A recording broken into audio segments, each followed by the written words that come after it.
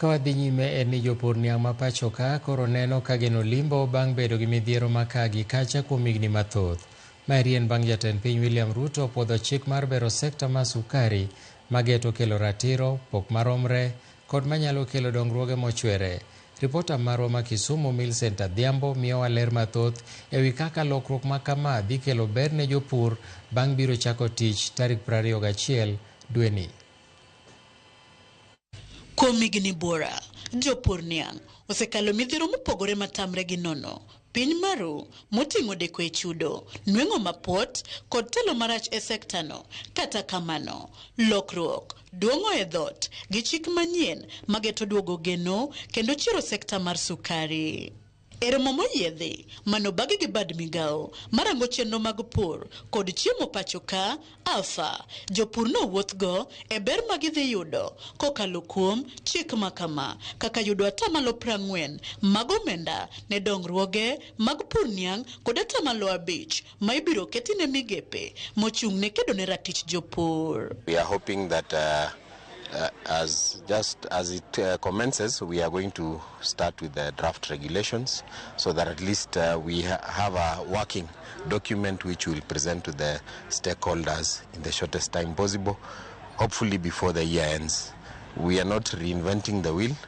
The issues are the same. We are just going to change them to reflect the new act, which is the Sugar Act number 11 of 2024. Chik makoro nitie manyo rais okete kokene ema koro dhi kelo order in the industry kendo koro jomoko ng'eyo kuma gintiere within the 5 catchment areas montiego kendo jopur negi pesa 40% magibiro timo go development moko osebedo ka nitie. Pend chikni bende dhi miyo jopur thuolo mar walo jochung' 5 e bod mochuok kendo mochung' ne pur niang' pacho ka Kenya Sugar Board. Ondamo mageto neno ni otiek chutho joblek mosethiro sekta no. King'iyo kata the composition of the board, jopur negi slots mang'eny, jopur manigi slots 5 magidhi yiero directors, jomodong' negi 1 kata 2 kaka millers e ndalo no ero.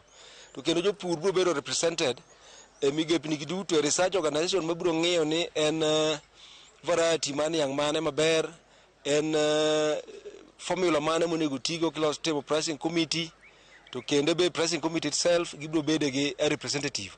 Kata obedo ni midhiero moko, to jopur pod yuago kaka dwaro ng'eyo tij 10 counties malong'o e sekta mar sukari. Jopur kata kamano nigi geno ni chik makama dhi kelo negi ler kod ratiro mathoth e sekta no. The issues we discuss that is a bit glaring missing.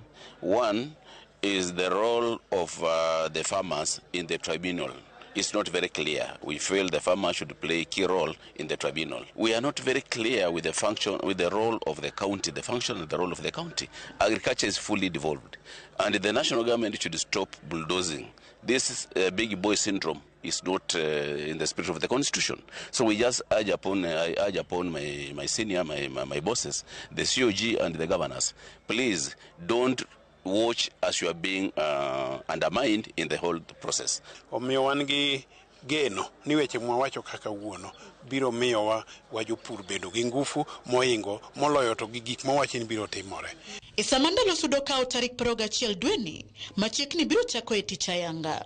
Geno ni malo ni lokruok mar arieya dhi neno e sekta mar sukari e sama jopur bende geno yudo resruok mochwere kendo bero yuto margi. Millicent Adhiambo, Ramogi TV, Kisumu County.